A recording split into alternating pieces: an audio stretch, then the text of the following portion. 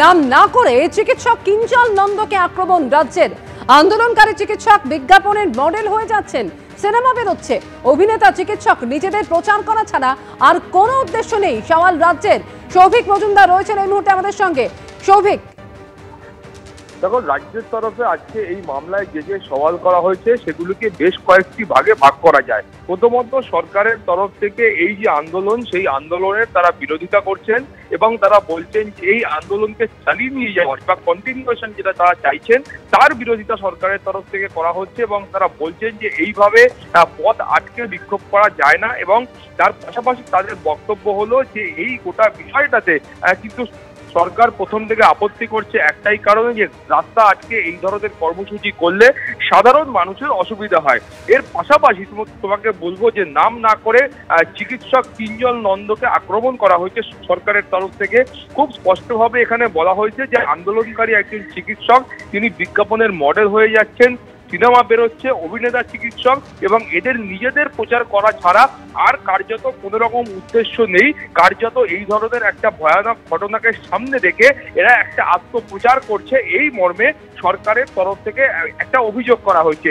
এর পাশাপাশি যে অভিযোগটা করা হয়েছে সেখানে খুব স্পষ্টত বলা হয়েছে যে আদালতের তরফ থেকে যে যে শর্ত দেওয়া হয়েছিল সেই শর্তগুলোকে খুব কৌশল করে কিন্তু এড়িয়ে যাওয়ার চেষ্টা করা হয়েছে বা সেগুলোকে অমান্য করা হয়েছে। এখন প্রথমত পুলিশের পক্ষ থেকে যে অভিযোগ করা হচ্ছে সেই অভিযোগে খুব স্পষ্ট করে বলা হচ্ছে যে যেখান পর্যন্ত পুলিশ গার্ডরেল দিয়ে ঘিরে দিয়েছিল সেই গার্ডরেলের বাইরে চিকিৎসকদের তরফ থেকে সেখানে গ্রাফিটি করা হয়েছে এবং তার সামনে গাড়ি আটকানো হয়েছে, এই ধরনের অভিযোগ করা হয়েছে। কলকাতা হাইকোর্টের তরফ থেকে বলা হয়েছিল যে কোনো উস্কানিমূলক বক্তব্য পেশ করা চলবে না। সেই উস্কানিমূলক বক্তব্যের পরিবর্তে চিকিৎসক সংগঠনের পক্ষ থেকে উস্কানিমূলক পোস্টার ইউজ করা হয়েছে, এই ধরনের একটা অভিযোগ করা হয়েছে।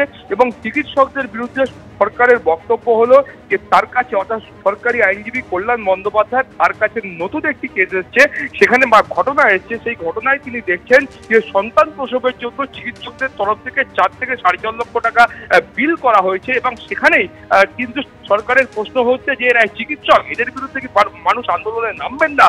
ফলে এই ধরনের বেশ কয়েকটি প্রশ্ন কিন্তু এই মামলায় উঠে এসছে। ফলে এই ধরনের সওয়াল পাল্টা জবাবের মধ্য দিয়ে আজকের শুনানি শেষ হয়েছে এবং এখনো পর্যন্ত চূড়ান্ত কোনো নির্দেশ কলকাতা হাইকোর্টের তরফ থেকে দেওয়া হয়নি।